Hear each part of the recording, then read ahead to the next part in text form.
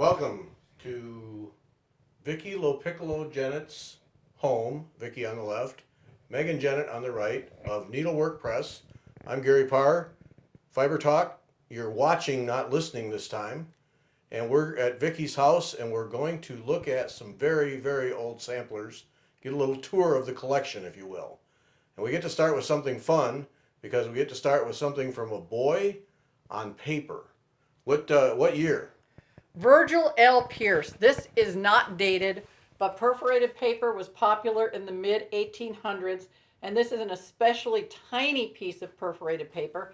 There's nothing like it on the market today, and in fact, it's really difficult to figure out how these pieces of paper were made, especially the large ones, because over here on my right is a phenomenal piece that Gary's going to show you.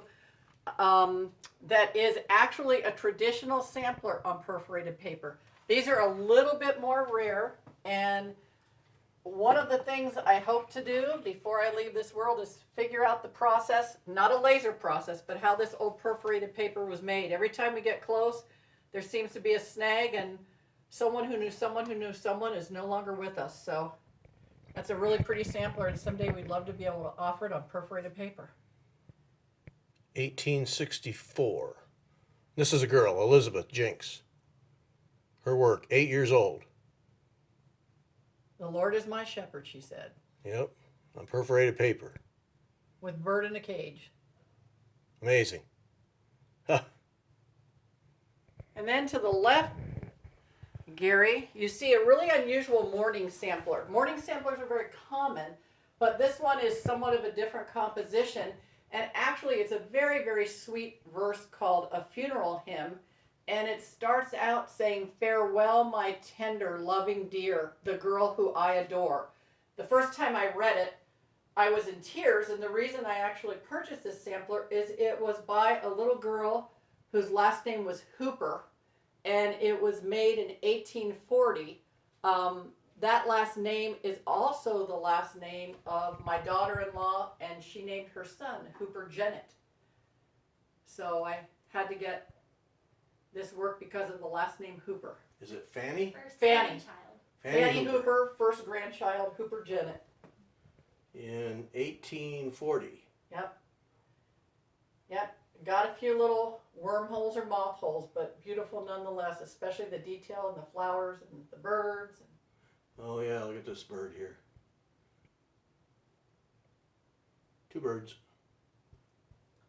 Maybe one of these years Megan will have time to chart it. Because when it's tiny, Megan's eyes are a lot better than mine. We got grapevines, birds. Wow.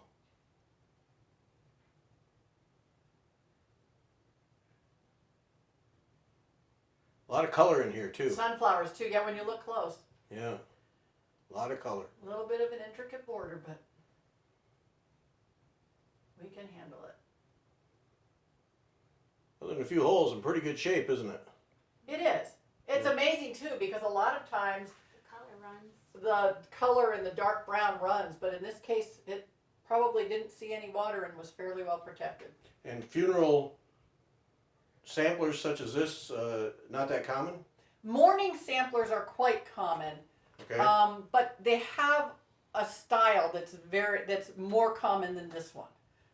This one just seems to be a little bit more upbeat for a memorial sampler and a little more cheerful than some of them. Okay. A lot of them have a tomb or a big memorial on the bottom, and this one has a friendly. Oh, so flowers and birds are Yeah. not, that's not normal for these kinds of samplers. Then. Not quite so flamboyant, I would say. Yeah. Oh, okay. Yeah. Morning samplers are fun though. It's really neat to think that someone is commemorated and still we have no idea who she was, but we're remembering her all these years later. Yep. All right, now this one's different. On Penelope canvas. Ellen Harrison. She was 12 years old. Let me just get the whole thing in here. Ellen Harrison on Penelope, and this is with wool, right? Correct. With wool. She was 12 years old, 1889, and we reproduced it. We joked about what to call it. See the big deer in the middle? Go ahead. What were you going to call it? Well, marketing. I wanted to call it BAD, which stood for Big Ass Deer, and Megan won. She said, no, Vicki, that would be very inappropriate. That is correct, because she's a reproduction, and we wanted to honor that. Now, there's a lot of color in this one. Yes. And We actually, also have a microfiber with this sampler printed on it. to clean your glasses, yeah. And actually, you stitched it on linen, so it's maybe the antique is less than half that size, I would say. The antique, this Or I'm is, sorry, the antique, the reproduction. okay, Yeah, the reproduction is less than half of this, because this is pretty good size, done in wool. Well, that's a good 2 foot plus across there. And for perspective, Yeah. So there's some health to it. Yeah, not every day we see samplers on Penelope either, is that correct? The Or- woolwork Now. ones, yeah, the woolwork ones, the later woolwork ones during Victorian times would be on there. Sometimes the wool didn't hold up and it deteriorated, but yeah. And she started her background, it looks like, under the deer, the grass, the foreground, and she gave up. Don't know what she was trying to represent there. Sunrise, a bush. Hard to say. Got a boyfriend, didn't care anymore. Can't remember if her age was on there or not. yes. It looks like this was, She was 12. Could have had a Oh. boyfriend. She was 12. yeah, in those days, yeah. And look, frequently nailed, it looks like that was nailed to a board when framed, is that common? Correct. Yes. Could have been stretcher bars or nailed to the backing for a frame. And we kind of like to leave that. Sometimes we rescue sad orphans, and this is one of those, but we like to show its history and leave the rust and Sure, leave the ragged edges. yep. All right, oh, wait, bird, In fact, we prefer samplers like that. yeah? Yeah. Bird in tree, we've got a little shepherd's hook there, it looks like, umbrella. Why not? That is a big deer. We won't talk about his butt anymore, but it's a big deer. Okay, excellent, different. And Now, over here, this is Vicky's favorite here, right? this is one of my favorite samplers for a variety of reasons. The pastel colors are just a lot of fun. I love the cows. Anyone who knows me knows I have a passion for cows and samplers, but I especially like the fact that the woman down here is a falconeer. She's holding her falcon, and the big bad fox is chasing after her. And this little dog looks just like a fox terrier we used to have. His name was Mark.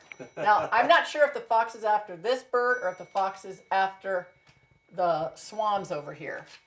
But it just tickles me. And then there's a bird on top of the house, and the house is on stilts. So there's a lot going on in that sampler. Unfortunately, it is not identified, no date, no name. But that also made it affordable. If that had a date and a name and could be verified as an American sampler, it probably would have been even more costly. An alphabet to burn. Lots of alphabets. Yeah. Being a writer, I've got a thing about alphabets. Nice. A few numbers in there, 1, 2, 3. Yep. And All right. here on the table is a little project that we're working on for Stitch Camp in Spring Green, Wisconsin this summer. We've taken... All right, you started it. Now you got to tell what days. Oh my gosh, it's the first weekend in June, but it's full. It's full. There's Okay. a waiting list. Yeah, So get on the waiting list and dream. All right. Okay, and live in peace with all men in the process. We thought that was a great sentiment that was stitched in 1823. And, you know, it seems maybe we still haven't gotten that straight, but we can keep trying. Maria Davis was from Bangor, Maine. And we were just... Vicki, we don't normally get to see the back sides of these things. Let's see the back side just so people can see that They're not perfect. they're not perfect either. And we can err and we can make mistakes. Yep. See, there's loops, there's carryovers, Fading. all of it. One of the things we thought about and we discussed but we haven't done yet was taking, there are some sprays that are safe for fabric and trying to antique some of these areas. So that may be an option for people in the class if they want to make theirs a little more rustic and a little more primitive.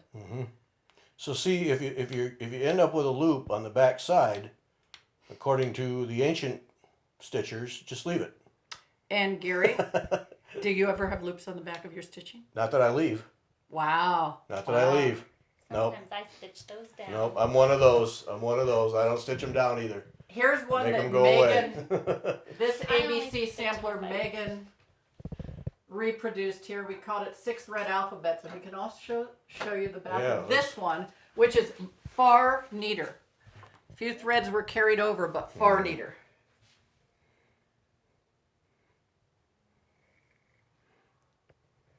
Very tiny. The 56, right? I think it was 50, roughly 56 count. 56 count linen. Yes. Now see, can't leave those. You can't carry them like that. No. Well, bugs Well, me. And for whatever reason, this is a very, very thick, dense linen, so you don't see the carryover Yeah. when you see the right side, fortunately. Yeah, this is much denser than than the others that we have here. Yeah. Right, right. Yeah. Fun variety of alphabets. Now let's finish up here. So then you've reproduced this one flipped over now so we can see the good side. There we go. This one you've reproduced. Megan, this is your work? No, that one's not my work. No. You have But she's people? going to hem stitch it. I'm going to hem stitch it. Oh, I'm okay. finishing it. She's going to do the hem Okay. stitching on that one. Yes. In Those fact, are all eyelets, right? Eyelet yep, stitches. there's some eyelets in here in the alphabet. There, I think, was some 4-sided stitch in that. I can't recall. I think in one of the borders. But mostly cross stitch. Mostly cross stitch. Satin.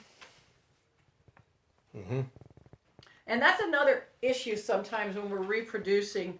The cotton, this appears to be cotton that was used, was a much thicker cotton. And sometimes if you use 2 strands, it's a little bit too thick. So we don't always have the exact accurate fibers to reproduce, but we do our best. Yeah. It was a little thicker. And this is obviously a little bit uneven linen, but But that's a nice little sampler to take when you're traveling. That's nice. yes. Yes. Yeah. And it's not a nice light color. Okay, so we got that alphabet there, and then up here we have one for the alphabet lovers. The red alphabet lovers. Yeah, that too. So look at that. What we got here? You know, these are some really fun alphabets. There's a lot of variety in here, and it's one I keep wanting to chart. Megan said, Vicki, there's enough red alphabet samplers out there. It's not that interesting. But because I've got a thing about alphabets, I love the way there's a period after every letter.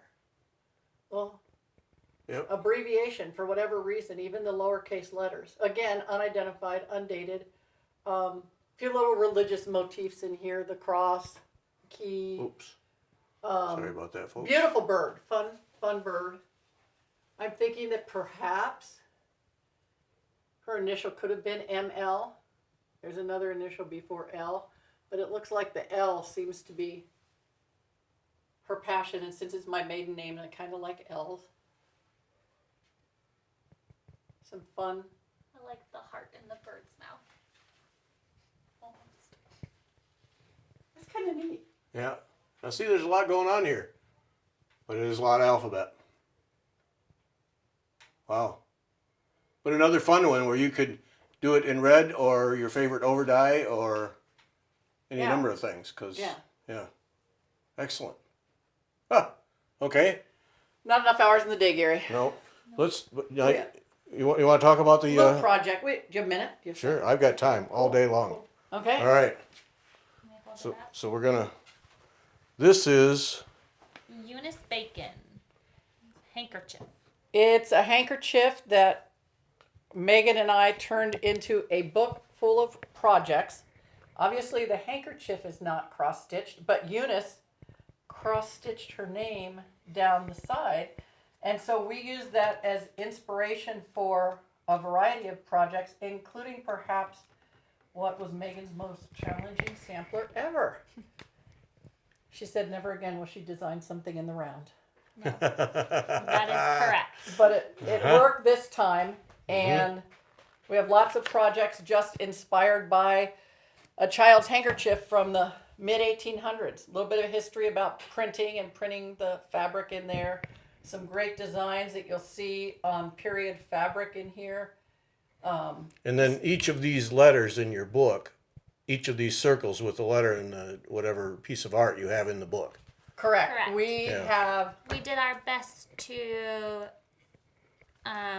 recreate each design. and then we did the letters in several different sizes so that they could be stitched into some letter pendants and used just in a variety of ways. Mm-hmm. Every letter, all the way. But there's 26 Z. ornaments right there. Yep, there's Yep. there's lots of projects in here. Yeah. Lots of history about schoolrooms, little horn book, little bluebird pencil pouch And then you did all the photography in this schoolroom.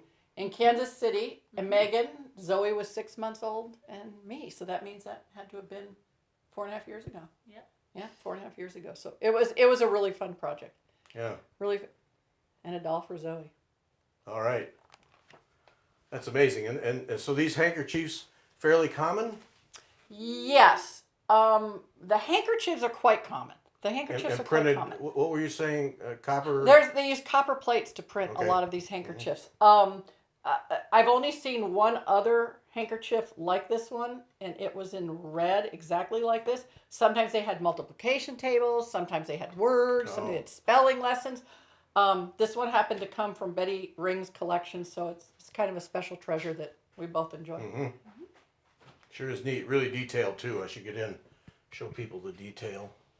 Yeah, there's little girl stitching here. And there's, These kids were kind of making trouble. Look, see, even back then, Yep. the kids were mischievous in schoolrooms. There's a horn book. but that copper plate, that was detailed. Somebody really did some work to get that. And it's based on a painting. There's a very similar painting that was done a little mid 1800s, a little bit before this probably. And there's some needlework based on it. There's prints based on it. And so this must have been a popular theme. You can see out the window there's somebody that wants to be a part of Yep. the classroom. Yeah, no, there's some real effort into that. All the detail. Very nice. That's fun. Yeah, great. That's fun. All right. Finally, we'll end with something Megan's itching to reproduce over here. There are two samplers done by the same girl, which isn't as common. Mary Ann Kirkeke. She was 12 years old when she did this one. It says, "To all around, what a dear Savior she had found." February 11, 1840. 1840. Yes. February 11.